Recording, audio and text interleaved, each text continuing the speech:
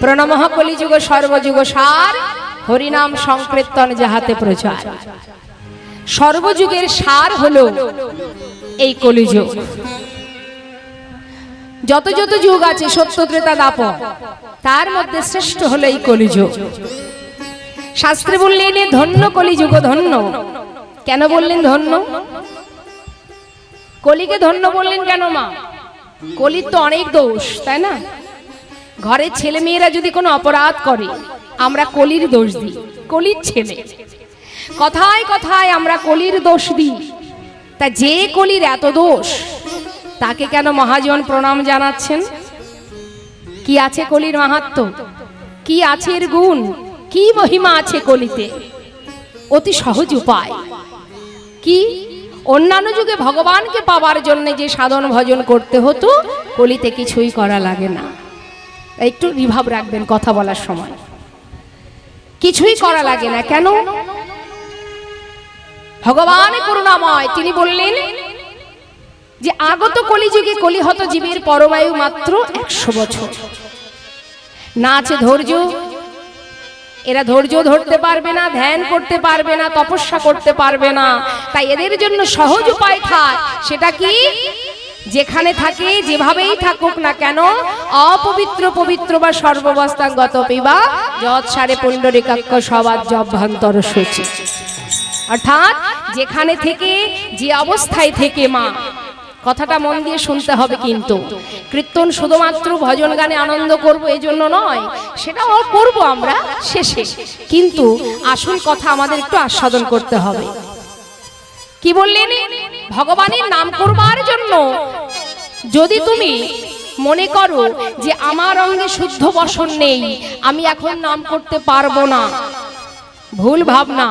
তুমি যেখানে থাকবে, যেভাবেই থাকবে, যে পরিস্থিতিতেই থাকো না কেন, সেই পরিস্থিতিতে যদি তুমি তার নাম স্মরণ করো, যেভাবেই থাকো, পবিত্র থাকো অপবিত্র থাকো, সূচি বা অসুচি, তার নাম যখনই স্মরণ করবে, তখনই তোমার বাহির ভিতর সর্বত্রে পবিত্র হয়ে উঠবে। নিতাই গৌর হরি বল হরি।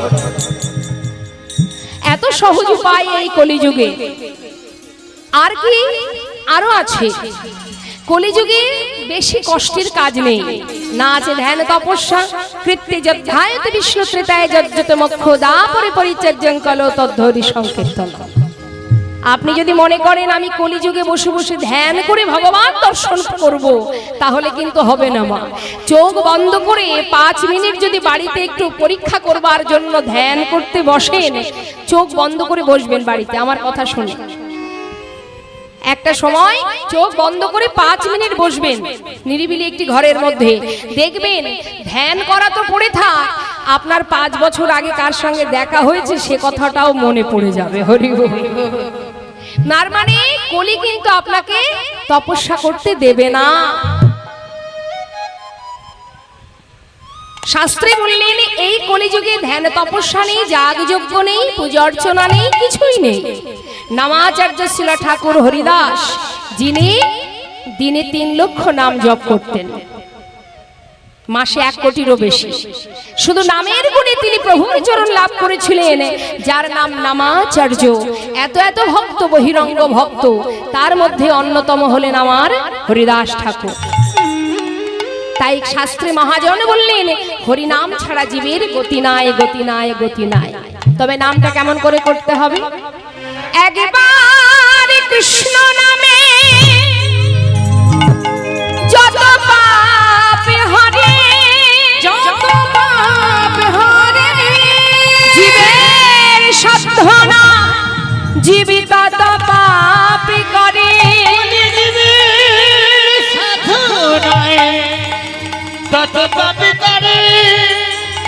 কত সুন্দর কথা, তাই না?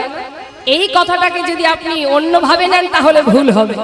হয়তো ভাবছেন যে শ্লোকে বললেন একবার কৃষ্ণ নামে যত পাপ হরে, জীবের সাধ্য নেই তত পাপ করে, তার মানে আমি সারাদিন পাপ করব, দিনের শেষে একবার হরি নাম করব। হবে না বাবা। তারপরে কি বললেন? হেন কৃষ্ণ নাম জীব লয় বহুবা, তথাপিও না হয় প্রেম, না বহে অশ্রুধারে, জানিবে সেই হৃদয়ে অপরাধ আছ কৃষ্ণ প্রেমে বীজ তাতে নাহায় হৃদয় গৌর হরি।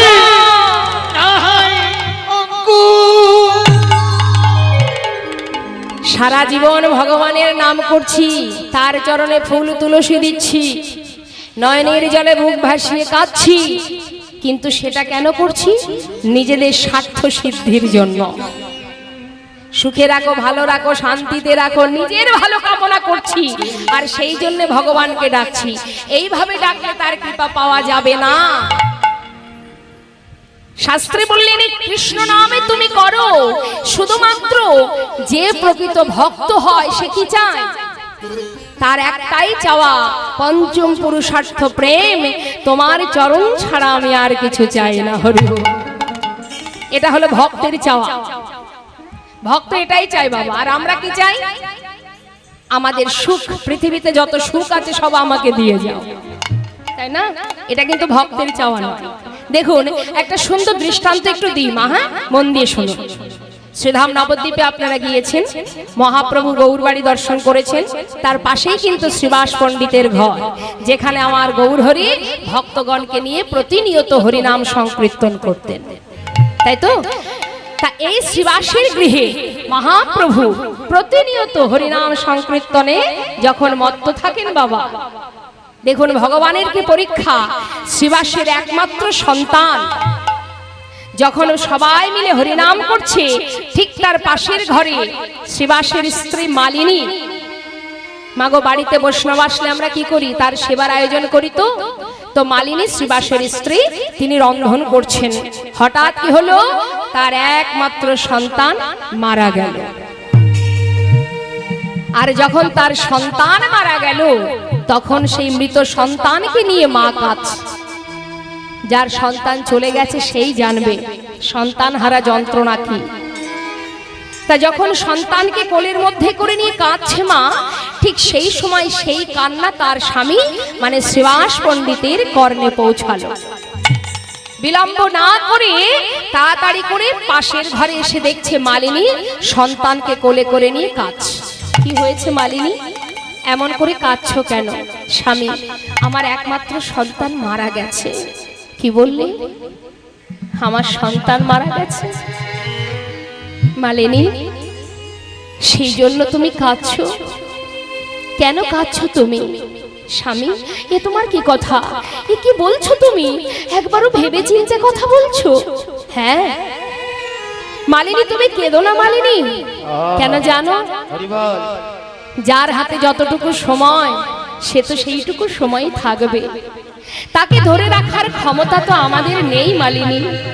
কিন্তু জানো মালিনী, আনন্দের বিষয় এটাই, যখন আমার সন্তান মারা গেছে তখন আমারই ঘরে স্বয়ং মহাপ্রভু হরিনাম করছে।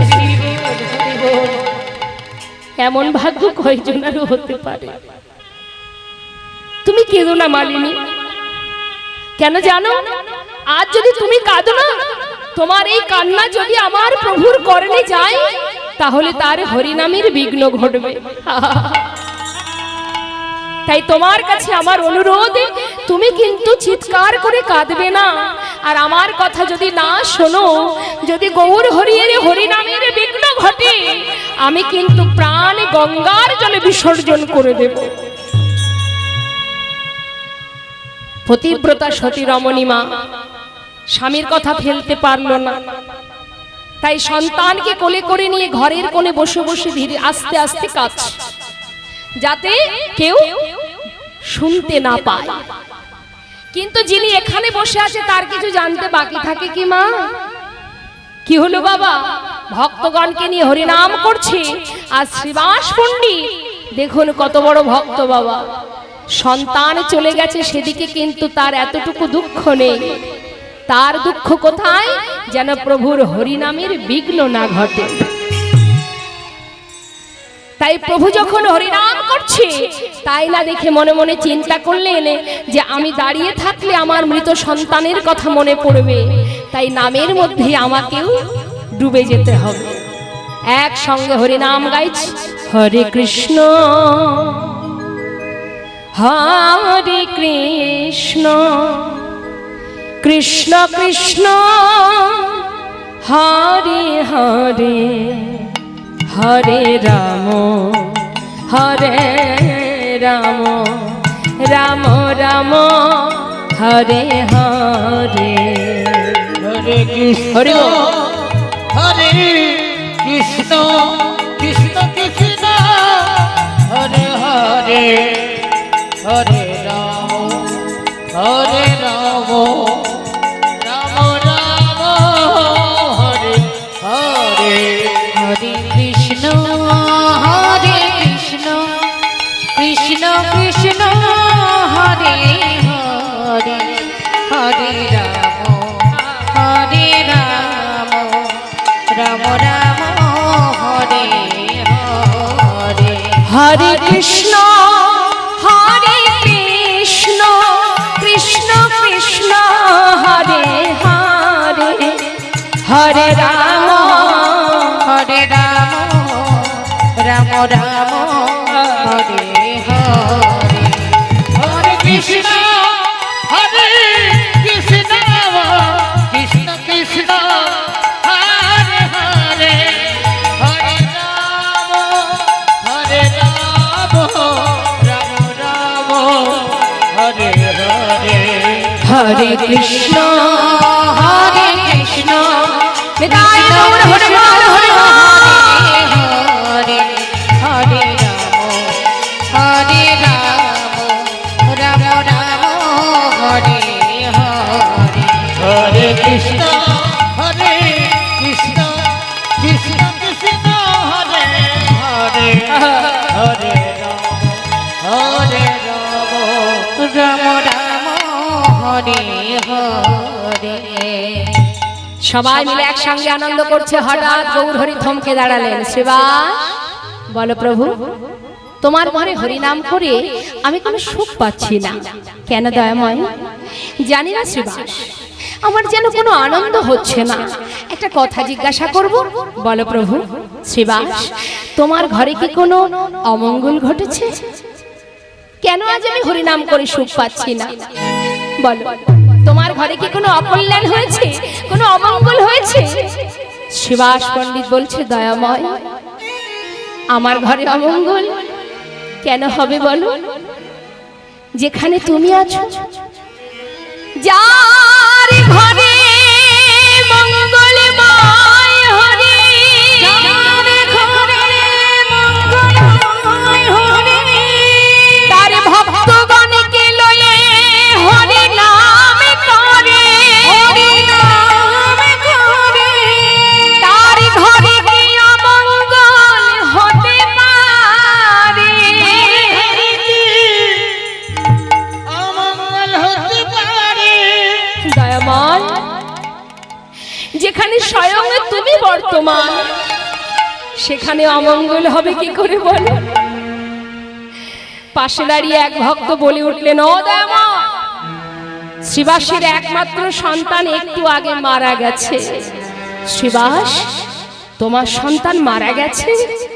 দয়াময়, আমার? ও প্রভু, হে তুমি কি বললে? হে জগতে আমার বলতে? প্রভু তুমি ছাড়া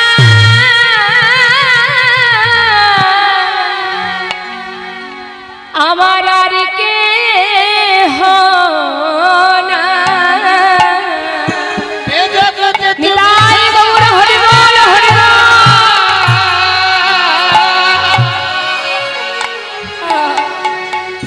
আমার আর কে তুমি মাতা পিতা,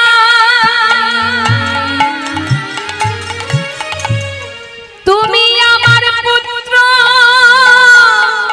স্বামী, প্রভু তুমি ছাড়া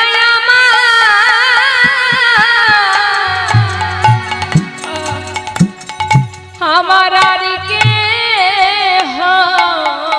না।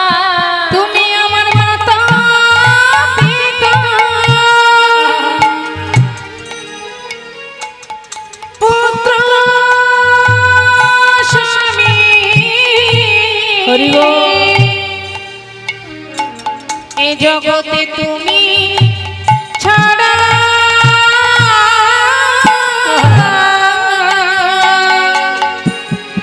আর কে নাই। তোমার ওই চরণে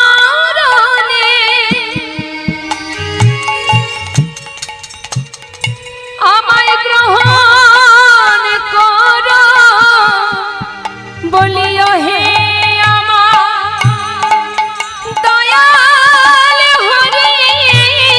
ওই চরণে গ্রহণ করো ওহে আমার দয়াল হরি। ওই চরণে গ্রহণ করো ওহে আমার দয়াল হরি। চরণে ছাড়া করো না গো ওহে আমার দয়াল হরি। তোমার ওই চরণে গ্রহণ করো পিতা পুত্র স্বামী তোমার ওই চরণে গ্রহণ হরি বল, করো হরি বল। দয়াল হরি। তোমার ওই চরণে গ্রহণ করো পিতা পুত্র স্বামী ছাড়া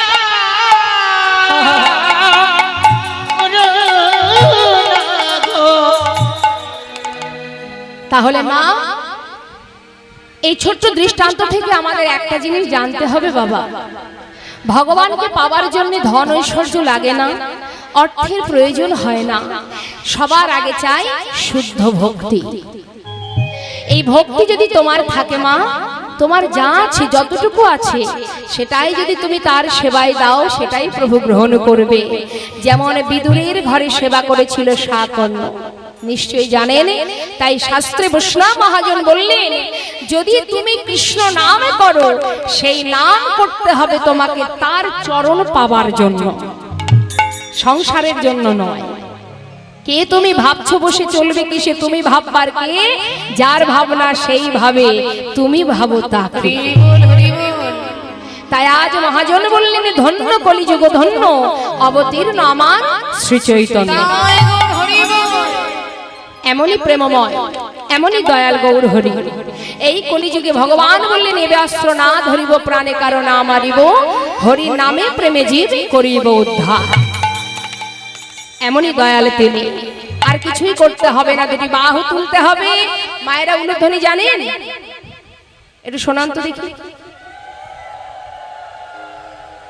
বাবা বাবা, খুব সুন্দর।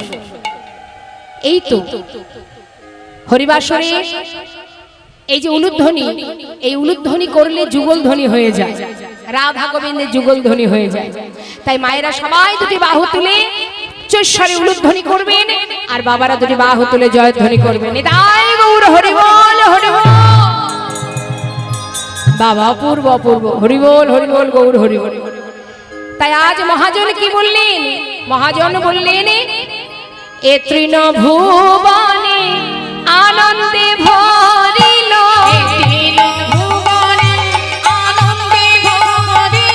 এ তৃণ ভুবনে আনন্দে ভরিল, উঠিল মঙ্গল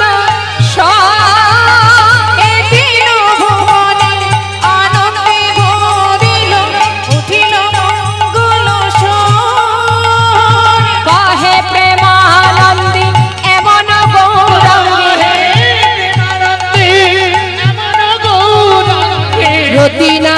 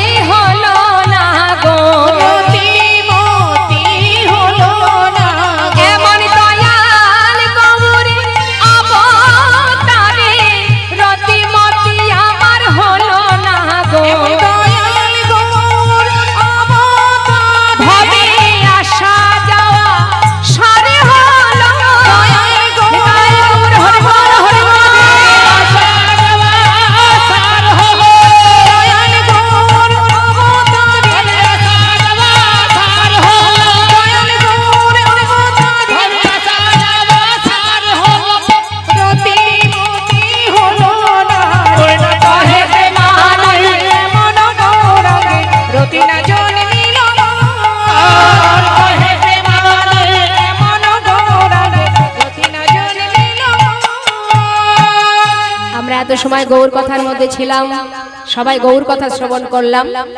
এবার আসুন আমরা লীলায় চলে যাব। তো লীলায় যাওয়ার আগে দুটি বাহু তুলে সবাই একটু গৌর গুণগান গাইব। নাকি সবাই হাত তুলুন, কষ্ট হচ্ছে না তো? হ্যাঁ, এইটুকু তুললে হবে না, পুরোটা তুলুন। বাহ বাহ বাহ, এই তো খুব সুন্দর। এবার চলুন যাই শ্রীধাম নবদ্বীপ। আমরা যেহেতু ভক্ত লীলা আস্বাদন করব, শ্রীধাম নবদ্বীপে যাব, গৌর নাম গাইতে গাইতে লীলা আস্বাদনে চলে যাব। সুরধনির কিনারায় সবাই হাত তুলে, সবাই হাত তুলে, হাতে তালি দিতে হবে আমার সঙ্গে। হ্যাঁ, আপনাদের তালে, আপনাদের হাতের তালিতে, মানে আপনাদের হাতের তালেই কিন্তু আমি গানটা গাইব। এমন ভাবে তাল দেবেন যেন আমি ঠিক ঠিক গাইতে পারি। হ্যাঁ, তালে তালে, বেতালে নয়। সুরধনির কিনারায় বাহ, সোনার নূপুর দিয়া পায়। সুরধনির কিনারায় সোনার নূপুর দিয়া পায়, নাচে না করি গো সুন্দর গৌরাঙ্গরা। ওই সুরধনির কিনারায় সোনার দিয়া পায়, নাচে না করি গো সুন্দর গৌরাঙ্গরা। সুরধনির কিনারায় সোনার নূপুর দিয়া পায়, নাচে না করি গো সুন্দর গৌরাঙ্গরা। আহা সুন্দর, আহা সুন্দর গৌরাঙ্গরা, না করি গো সুন্দর গৌরাঙ্গরা। ওই সুন্দর গৌরাঙ্গরা, না করি গো সুন্দর গৌরাঙ্গরা। ওই সুরধনির কিনারায় সোনার দিয়া পায়, নাচে না করি গো সুন্দর গৌরাঙ্গরা।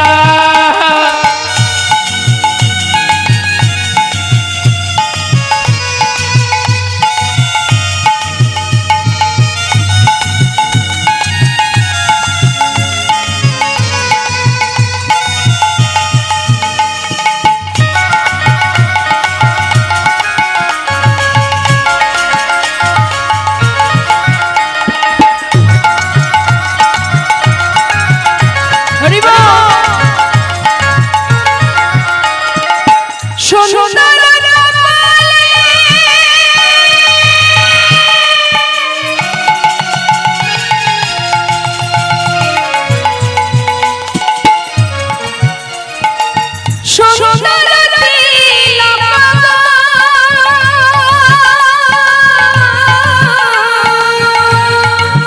ওই সুন্দর কপালে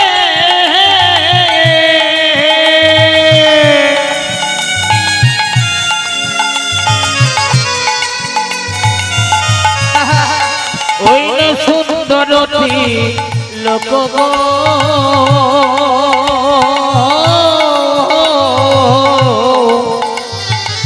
কত সুন্দর কথা, দেখুন।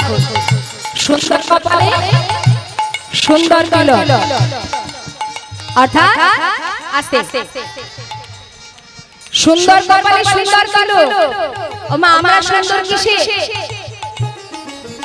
সেজে গুজে থাকলে তবে সুন্দর, তাই না? কিন্তু যার অঙ্গে কোনো দামি বসন নেই, ভূষণ নেই, অলংকার নেই, তথাপিও সুন্দর হতেও সুন্দরতম দেখায়, সেই তো সুন্দর। হ্যাঁ, তা আজ বলছে সুন্দর কপালে সুন্দর তিলক, আর কি আছে পরনে? আহা সুন্দর একটা, সুন্দর একটা নামা বলে নাগরে গো সুন্দর গৌরাঙ্গরা। সুরধনির কিনারায় সোনার নূপুর দিয়া পায়, নাচে না করি গো সুন্দর গৌরাঙ্গরা। গৌর হরি বল।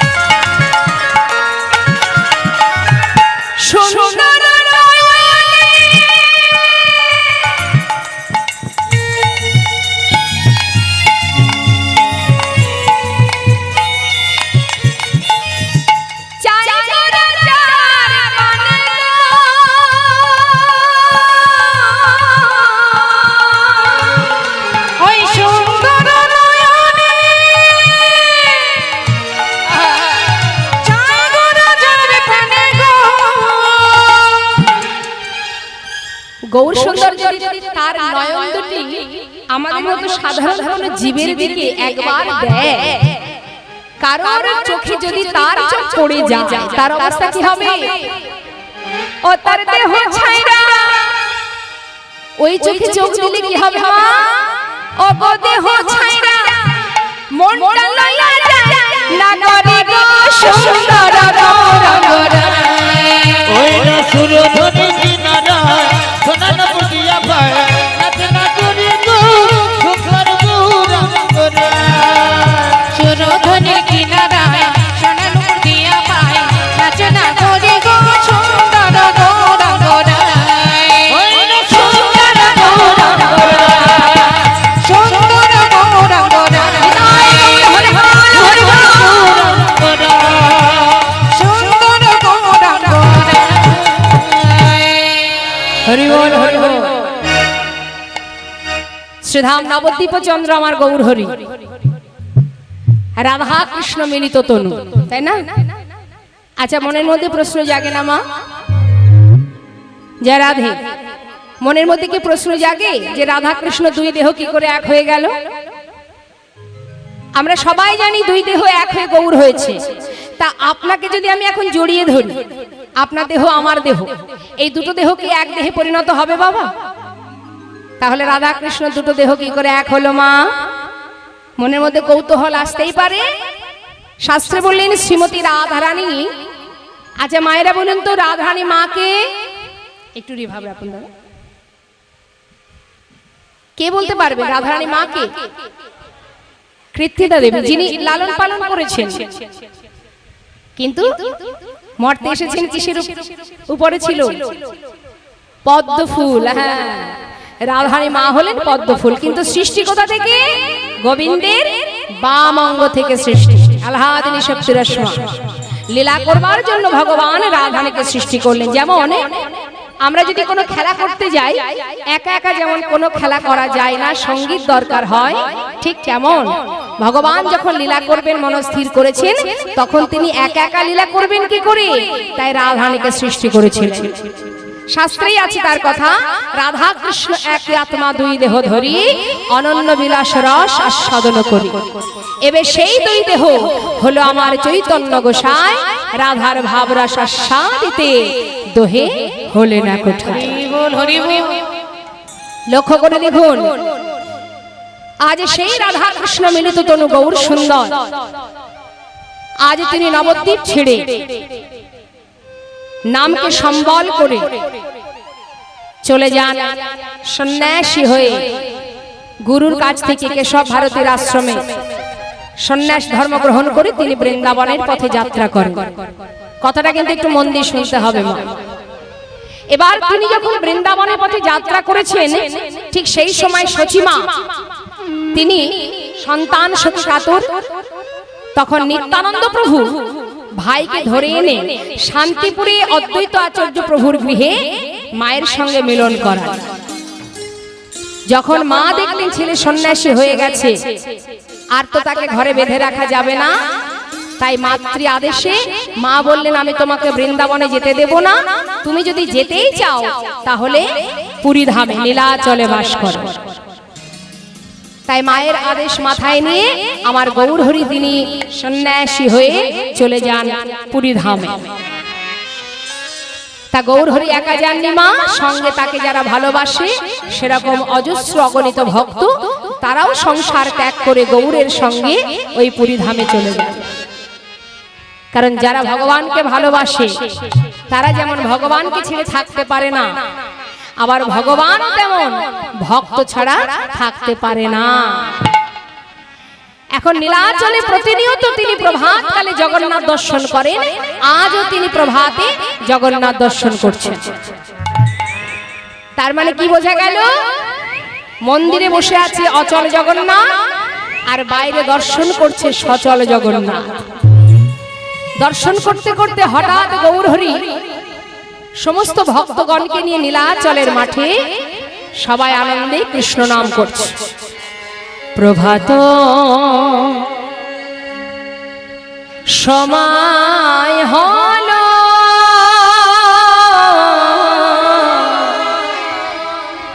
একবার কৃষ্ণ কৃষ্ণ বলো।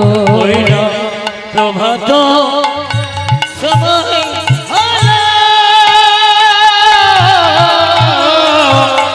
কৃষ্ণ কৃষ্ণ বলো, কৃষ্ণ ভজ কৃষ্ণ চিন্ত, কৃষ্ণ নাম পরশান। নাম বিনা কলি জীবে গতি নাহিয়া। কৃষ্ণ ভজ কৃষ্ণ চিন্ত, কৃষ্ণ নাম করশান। নাম বিনা কলি জীবে গতি নাহিয়া। যেই না সেই কৃষ্ণ ভজ নিষ্ঠা করি, নামের সহিতে আছে আপনি শ্রী হরে। নাম ভজ নাম চিন্ত, নাম করশান। হরি বল হরি বল হরি বল হরি হরি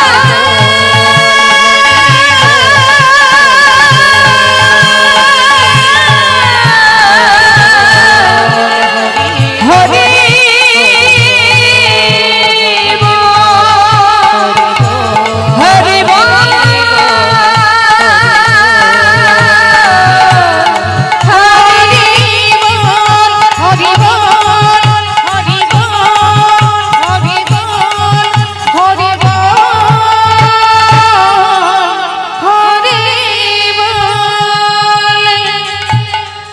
হঠাৎ এক ভক্ত সামনে এসে দাঁড়িয়েছে। মা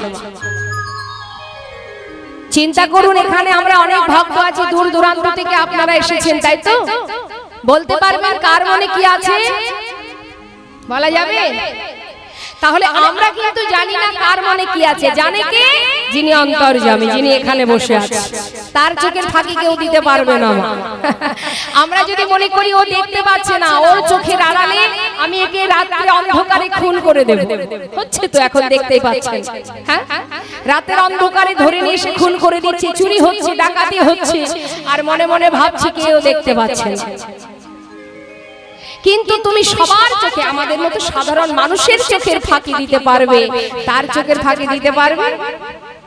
আর সে যখন তোমাকে সাজা দেবে, তোমার মৃত্যুর শেষ মুহূর্ত পর্যন্ত মনে থাকবে। তাই সাবধান, অপরাধ করবার আগে হাজারবার ভাবো। কেউ তোমায় সাজা না দিলেও একজন তোমাকে দেবে, সেই কথা ভেবে কাজ করো। দেখুন, এত ভক্তের মধ্যে গৌরহরি দেখতে পেলেন যে এক ভক্ত দূরে দাঁড়িয়ে দাঁড়িয়ে নয়নের জলে বুক ভাসিয়ে কাঁদছে। কাছে গিয়ে তার কাছে জিজ্ঞাসা করলেন, কে তুমি? পরিচয় দাও, নাম কি তোমার? এসেছো কোথা থেকে? গৌরহরির মুখের দিকে অপলক দৃষ্টিতে তাকিয়ে জিজ্ঞাসা করবা মাত্রই বলে উঠলেন, দয়াময়, আমার নাম গোবিন্দ ঘোষ। কোথা থেকে এসেছো? অগ্রদ্বীপের মাটি থেকে। কার কাছে এসেছো? তোমার কাছে। কেন? আমি তোমার সঙ্গী হব। আহা, গৌরহরি বললেন, আমার সঙ্গী হতে যেও না, কারণ যারা আমার সঙ্গী হয় তাদের জীবনে অনেক দুঃখ কষ্ট পেতে হয়। আহা, অতি সত্য কথা মা।